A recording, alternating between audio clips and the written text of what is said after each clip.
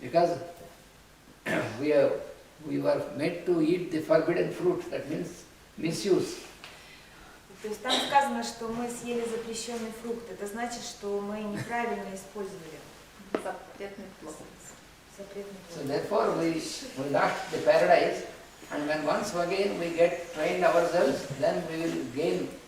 So we will once again paradise regained. We will gain the paradise once again by this. И это как раз тогда, когда мы вышли, были изгнаны из рая, и теперь нам нужно тренироваться, чтобы снова туда прийти и достичь состояния рая. So this yama is the first step of how to regulate the faculties. That's the first step.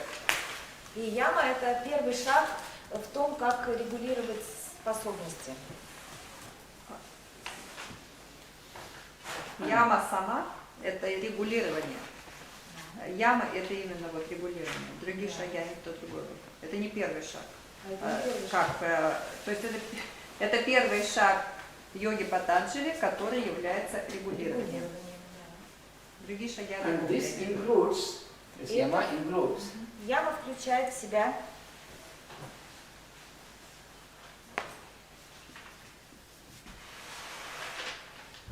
harmlessness, непричинение вреда, Ну, не насилие его обычно называют. Ну, не причинение вреда, правильно. that is what is called ahimsa. это то, что называется ахимса. Да, не насилие. Himsa means harm or violence. Химса означает вред или Harm or violence. какой-то, вред. Ну, вред или насилие. Насилие. Violence, насилие. Violence. Violence, да. So ahimsa means opposite of that, non-violence or harmlessness. Ахимса означает противоположное этому. Звук А. И это значит, что не насилие, не причинение вреда. So we have to practice this harmlessness, ahimsa, И нам нужно практиковать ненасилие, ахимсу in our thinking and also in our action. в своих мыслях и в своих действиях. Also in words, Hmm? also in speech. Also in speech, yes, И также в речи. on 3 levels. На 3 уровнях.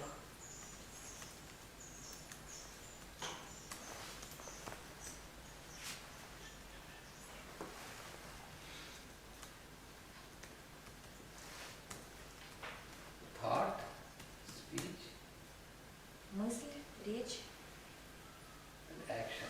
действие.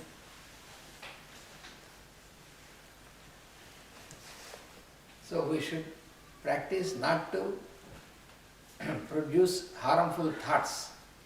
Мы должны действовать таким образом, чтобы не производить вредоносные мысли в своем уме.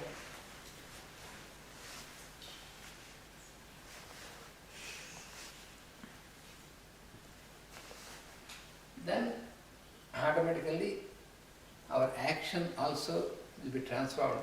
We will not make harmful action for others. Тогда автоматически мы не будем вредить другим в действии.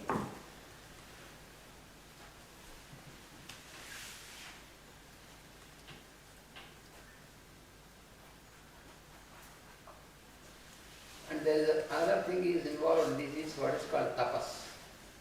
И здесь вовлечено еще одна вещь, которая называется тапас. Generally it is translated as penance, Обычно это переводится как... Что penance?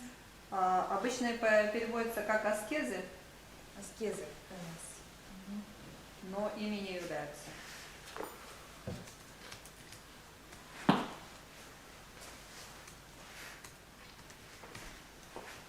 Master Jwalpur translated tapas as fiery aspiration. Мастер Джокун переводит тапас как огненное стремление.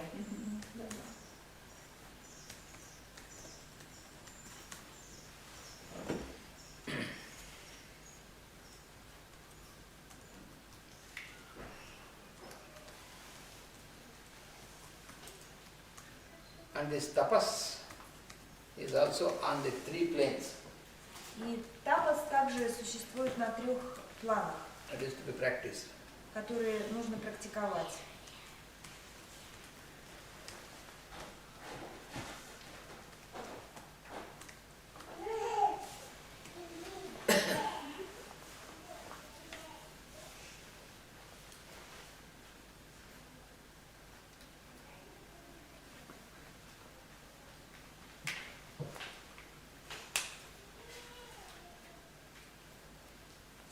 So it is very well explained in the 17th chapter of Bhagavad Gita about this tapas. Про тапас очень хорошо объяснено в 17 главе Бхагавад-гиты.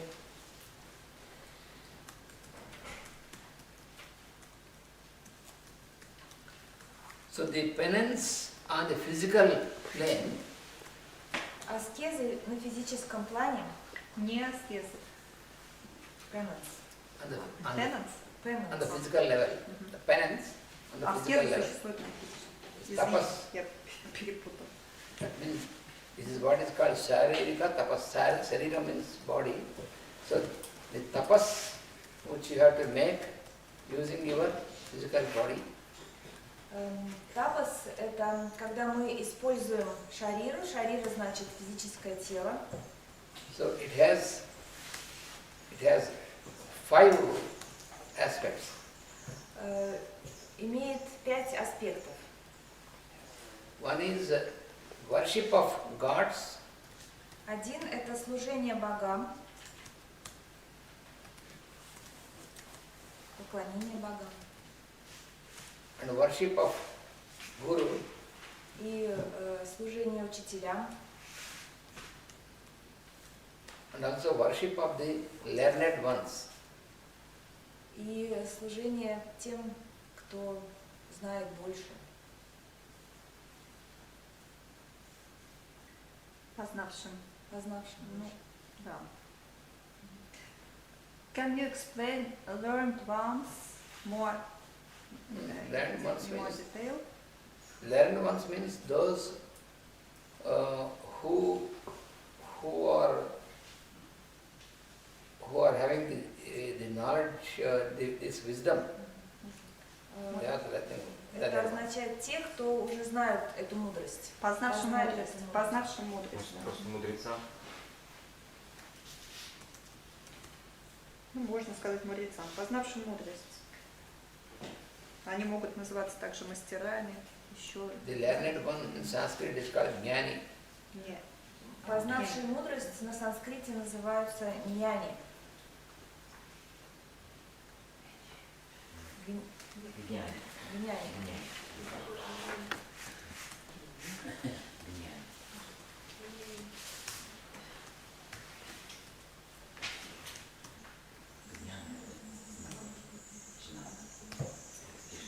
Жняна или гняна, да. По-разному просто произносится. Jnana. So the one who is having jnana is jnani. Jnana means knowledge. Гняна значит знание. Тот, кто постиг знание, называется гняни. And the second aspect is cleanliness. Второй аспект – это чистота. Ну вот было непричинение вреда, ахимса. Нет, это не причина. Этот тапас на уровне физического тела имеет 5 аспектов. The Первый tapas, аспект – это служение. Второй аспект Да, да. сейчас будет. Вообще, вот это вот тапас, это не следующий после... So we are talking about tapas on the Tapas. physical level, which includes 5 5 steps. steps. 5 Five aspects. aspects. Да, то есть это Да. тапас на физическом уровне имеет 5 аспектов. Это кьян. Яма еще Первый даже- аспект – это служение, который включает и служение учителям, и богам, и познавшим мудрость. Still in the harmlessness. Yes, no. Но harmlessness Harmlessness. – это первый шаг Harmlessness is one ямы. of the aspect of this. Устремление. These are in the yama. We are А, speaking это in the мы уже yama. перешли на не яму, да? No, Второй. Нет. Yama, yama. Что The first самое? one. А, The first step. Первый I шаг. can Первый tell. шаг ямы. So, первый шаг яма включает в себя следующее. Первое – ненасилие. Второе – то, что называется тапас или огненное устремление. Огненное устремление существует на 3 уровнях.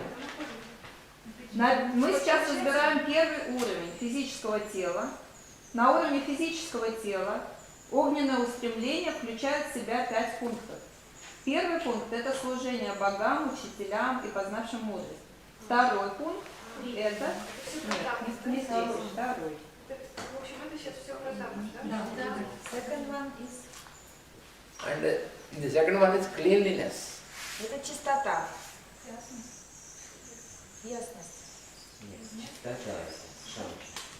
Нет, не ясность, чистота, конечно. Чистота. Чистота.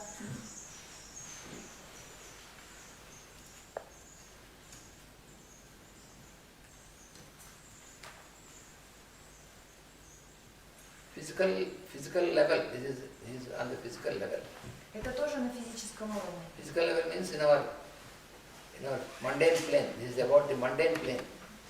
На физическом уровне это значит, что на материальном плане.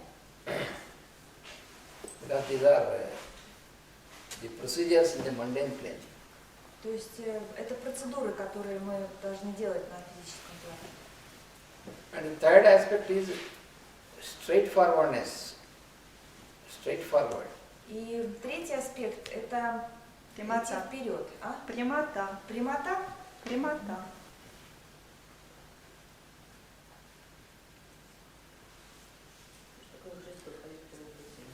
Да, то, о чем говорил Христос, очень.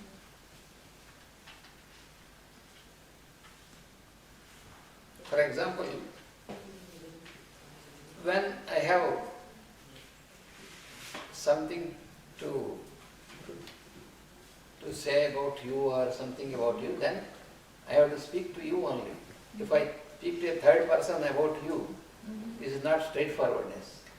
Например, если у меня есть что-то сказать по поводу тебя, то я должен сказать это тебе напрямую, а не разговаривать с другими об этом. Вот это и есть прямота. This is an example for that. Это пример для этого.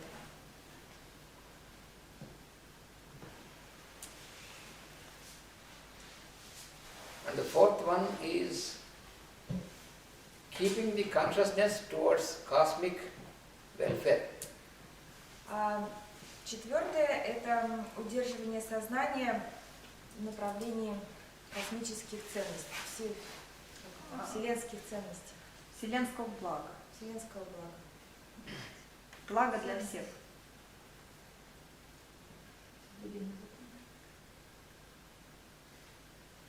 That means aspiration toward making, so keeping welfare for everything, Yes.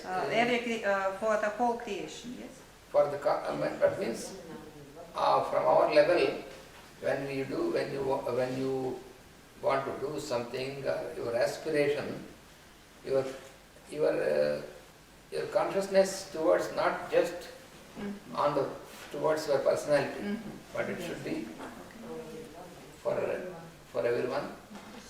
Например, Лейсан спрашивает, что значит ли это, что это устремление для Всеобщего блага. всеобщего блага. Он говорит, ну да, в общем-то, это когда вы что-то делаете, то вы делаете не только для себя лично, но и для всех других, для То есть каждого. поддерживать в сознании вот этот вот акцент на всеобщем благе. Не под себя грести, а думать о том, чтобы всем было хорошо. Сознание направление вселенских ценностей. Нет. Давайте Думать о не будем других. дальше. Короче, думать о других. Нужно, чтобы поняли. И я. Так уже понятно. Не всем языкам. And also, another aspect is also again this non-violent behavior in our daily life. И еще один аспект – это ненасильственное поведение в жизни. And penance on the vocal, on the level of speech, that is another level. И на следующем уровне это аскеза речи. And this includes, one is using words which do not hurt others, Это включает в себя не использовать слова, которые причиняют боль другим.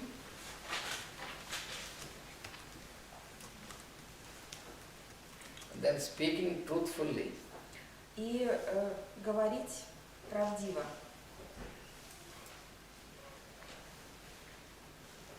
and speaking with love, И говорить с любовью. and to make benefit for the other person. И для пользы другого человека, для того, чтобы он получил пользу от этого сказанного. And then reading of the scriptures, И читать Писание, to follow them. чтобы следовать им.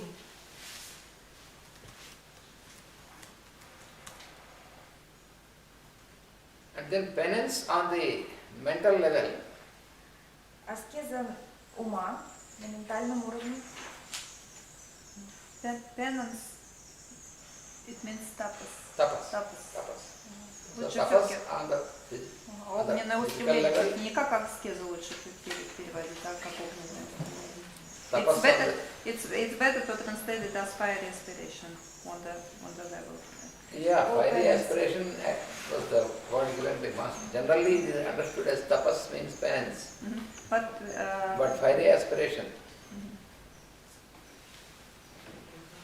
Because fiery aspiration is the actual word, but normally it is understood as some mystic word, Yeah, yeah. therefore difficult. penance is normally understood word. Пусть будет аскез. Используем, Рязан предлагает переводить как огненное устремление. Он говорит, что да, можно было бы это переводить как огненное стремление, то есть, соответственно, вам понимать. Но это более такое слово, как он сказал, мистическое слово, да, и аскеза, слово аскеза, оно проще воспринимается. В данном случае я просто уточняла у Ананты Кришны, не обязательно всем, потому что только запутает всех. Аскезы, короче, все. Я просто уточняла, каким словом лучше переводить. So penance on the mental level is keeping the mind at ease, Аскеза ума в том, чтобы удерживать ум в легком состоянии, so this is constantly to be practiced. и это нужно практиковать постоянно.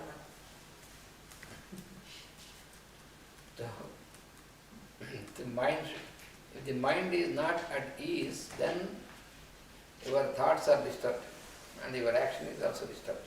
Если ваш ум не будет в легком состоянии, то все остальное тоже будет, ваши действия будут нарушены, Легкость ума может привести не знаю, к нарушению. Because then your mind always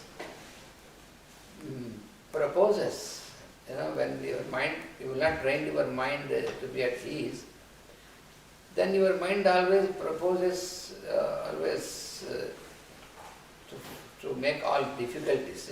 So that is why, for example, when we read something and say this is to be practiced, then the mind makes the proposal, oh, it is too difficult. So mind always tries to block you for proper action because of the habit. So the habit, mind is habituated to make difficult proposals. И, например, если вы будете не... To propose difficulty. не будете удерживать ум в состоянии легкости, он будет все воспринимать как трудно, что вот это трудно, вот то трудно, то есть вы не научите свой ум находиться в состоянии легкости, вы прочитаете что-нибудь, что вот это нужно сделать, а ум вам будет говорить: о, это трудно. Because the mind has the mind makes always produces thoughts, and thought is very powerful. Потому что ум, он производит мысли, а мысли, они очень сильны, влиятельны. Because what Master Jwalpur said, that energy follows thought. Потому что то, что сказал мастер Джоукул, энергия следует за мыслью. So when you produce any thought, and this thought is immediately energy flows into the thought, and then this thought becomes powerful. Потому что когда вы производите мысль, энергия следует за этой мыслью, и мысль становится сильной. So if your mind produces any disharmonious or violent thoughts, then the energy enters and this becomes stronger and stronger. И если ум будет производить негармоничные насильственные мысли, то энергия туда будет идти, и они будут все сильнее и сильнее становиться. There is one lecture of Master E.K. about the power of thought. И есть целая лекция у мастера Икей о силе мысли, How thought is very powerful. насколько мысль сильна. That is why when our mind constantly proposes a disease or ill health, then suppose a person Это как раз тот путь, когда наш ум предписывает нам заболевание, то есть создает для нас заболевание или плохое состояние. Suppose a person constantly starts feeling that perhaps I have a problem on the heart, or perhaps I am getting disease like cancer. So like this. Представьте, например, человек все время думает и создает мысли о том, что может быть у меня рак, или может быть у меня с сердцем проблема. So this is what is the negative thinking. Это то, что называется негативное думание, мышление. So it can be a negative thought about other person or negative thought about yourself also. Может быть негативное мышление о других людях, о другом человеке или о самих себе. So this negative thought will precipitate that situation. И вот это негативное мышление, оно будет создавать ситуацию. So every day I keep thinking I am having some disease. И каждый день я буду думать, что может быть у меня какая-то болезнь. So why mind makes such thought about always constantly about it? This is because the mind is influenced, in the homeopathic terminology, it is influenced by the miasm. So this miasm makes your mind always to dwell upon disease. И почему ум таким образом думает? Потому что он находится под влиянием, и на него влияют миазмы. И тогда этот ум, он тоже как бы находится в состоянии заболевания. And then it is translated in different expressions. И он тогда переводится, приходит в другое выражение. So fear of disease, always thinking of disease. Страх болезни или все время думает о болезни какой-то. And in some persons, it is translated as a feeling of pride about disease. А для некоторых людей это даже переходит в чувство гордости с заболеванием своим. Some persons, they feel proud about the incurability of their disease. А некоторые люди прям гордятся тем, что у них неизлечимое заболевание. Yes. Can I ask a question? На русском или на английском? английском. This keeping the mind at ease, does it mean to keep it relaxed? Or it is something else? Значит ли то, чтобы ум содержать в легкости, в легком состоянии, значит ли это, чтобы он был расслабленным? Yes, it is keeping your mind relaxed, but how your mind can be kept relaxed, because if you leave the mind as it is, then it never can relax, because it constantly makes all this stuff. So, Ну да, в общем-то это как раз о том, чтобы он был расслабленным, но вопрос в том, как вы будете удерживать его в расслабленном состоянии, потому что если вы его оставите, просто оставите в покое, то он будет все время о чем-то думать, он будет занят. you have to always prescribe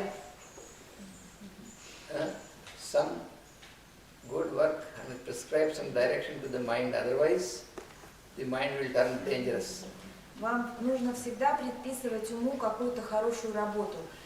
В противном случае он может стать опасным.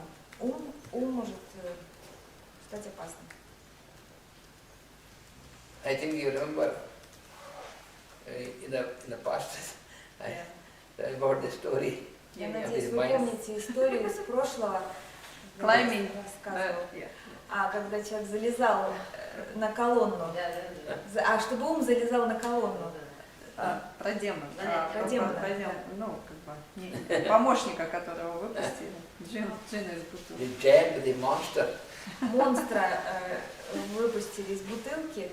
So our mind is like a monster. If you do not propose any work, then the monster will eat you away. И наш ум, он такой же, так же, как и монстр. То есть, если мы не дадим ему работу, то он нас сожрет. So you have to train your mind to be engaged in some constructive and good work. Нужно вовлечь ум в занятие конструктивной, хорошей деятельностью. И можно сравнить с тем, что вот у детей вот такое вот легкое восприятие. Can we compare ease with the children's state of mind? Easy. Yes, children's state of mind, because in children there is only action and no thinking. Thinking is very less. Да, у детей более легкое состояние ума, потому что они в основном действуют, они думают. То есть они не так много думают. Children will be always in an experience. They will be in the experience plane, and they will physically they keep active, and they are always in the experience and not much thinking. Они физически очень активны, и они постоянно находятся на плане переживания какого-то опыта, они все время нарабатывают опыт и не так много думают. But when we are grown up, then it is not experience and only thinking. А когда мы вырастаем, мы перестаем переживать, как-то получать опыт, мы в основном думаем. And this thinking creates ill balance, therefore we become either inactive or overactive. И вот это думание, оно нарушает баланс, и мы тогда становимся либо ничего не делаем, либо слишком много делаем. And this unregulated activity of mind makes us busy, not active. И вот эта неурегулированная деятельность ума, она делает нас занятыми. We make our life very busy. И наша жизнь очень такая суетливая, занятая. That is why we are always exhausted. И поэтому мы всегда устаем.